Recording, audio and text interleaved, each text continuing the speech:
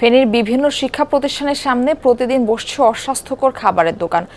School মাদ্রাসা ছুটির পর আর বিরতিতে কোমলমতি শিক্ষার্থীরা খাচ্ছে এসব খাবার। দেখতে মুখরোচক হলেও এসব খাবারে রয়েছে নীরব স্বাস্থ্য ঝুঁকি। বিশেষজ্ঞরা বলছেন তদারকির অভাবে শিশুদের শরীরে ছড়িয়ে পড়ছে নানা রোগ। অয়েল অ্যাবজর্ব করে আপনার পরিবারকে রাখে হেলদি। ফুড গ্রেড ম্যাটেরিয়ালে তৈরি যমুনা কুকওয়্যার। স্কুল ছুটি কিংবা টিফিন বিরতি, ফেনীর বিভিন্ন শিক্ষা প্রতিষ্ঠানের সামনে এমন দৃশ্য এখন নিত্যদিনের। খোলা আকাশের নিচে ফুচকা, চটপটি, বেলপুরি, ঝালমুড়ি আর ভাজা পোড়ার দোকানে ভিড় জমাচ্ছে শিশু কিশোররা। রাস্তার ধুলোবালি আর মাছির উপদ্রবের মধ্যেই বিক্রি হচ্ছে এসব খাবার। অপরিচ্ছন্ন হাতে পরিবেশন, সাথে সস্তা রং ও ক্ষতিকর রাসায়নিক ব্যবহারের অভিযোগও রয়েছে। না জেনেই এসব খাবার খাচ্ছে কোমলমতিরা। এইসব অনেক মজা। এমন আমাদের আর একটু ভিতরে গেলে বার্গার, খিচুড়ি, সব বিভিন্ন জিনিসও পাওয়া যায়। আমরা বেলপুরি খাই, কোনো সময় শরবত খাই, কোনো সময় চটপটি খাই। খোলা আকাশের নিচে প্রতিদিনই এই সকল খোলা খাবারগুলো বিক্রি হচ্ছে, আর এসব খাবার খাচ্ছে শিশু কিশোররা।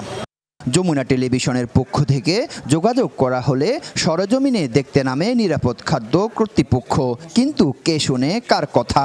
এই কর্মকর্তার সামনেই বিক্রি হচ্ছে এসব ভেজাল খাবার। শিক্ষকরাও বলছেন অভিভাবকদের সচেতনতার অভাব এবং স্বল্প টাকায় সহজলভ্য হওয়ায় শিক্ষার্থীরা ঝুঁকিপূর্ণ খাবারের দিকে ঝুঁকছে। শুধু বাংলাদেশ নিরাপদ খাদ্য কর্তৃপক্ষ একা কাজ করে পারবে না, এখানে হচ্ছে কি সকল ডিপার্টমেন্টের সহযোগিতা লাগবে। আমার বিদ্যালয়ে যে সমস্ত শিক্ষার্থী তার মধ্যে প্রায় 75% অথবা 80% শিক্ষার্থী আছে যারা নিম্ন মধ্যবিত্তের। জনস্বাস্থ্য রক্ষায় দ্রুত কার্যকর পদক্ষেপের দাবি জানিয়েছেন অভিভাবকরা। তাদের আশঙ্কা, এখনই ব্যবস্থা না নিলে ভবিষ্যৎ প্রজন্ম পড়বে বড় ধরনের স্বাস্থ্য ঝুঁকিতে।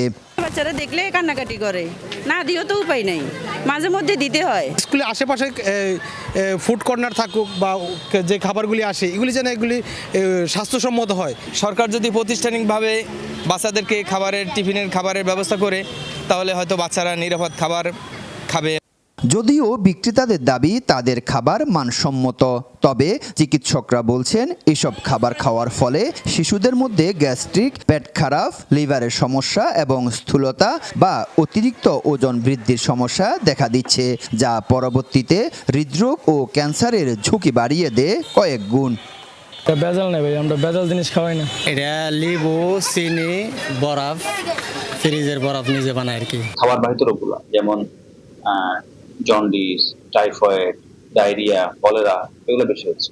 তারপর ফলশ্রুতিতে এই অসুখের যে জটিলতাগুলো সেগুলো দেখা যাচ্ছে বেশি। আমরা আমাদের বিভিন্ন স্বাস্থ্য শিক্ষা যে প্রোগ্রামগুলো আছে সেগুলোর মাধ্যমে আমরা পরিচালিত করি। এই ব্যাপারটা আসলে দেখার জন্য নিরাপদ খাদ্য কর্তৃপক্ষ আছেন। আমরা যেটা করতে পারি, জনগণকে আমরা সচেতন করতে পারি।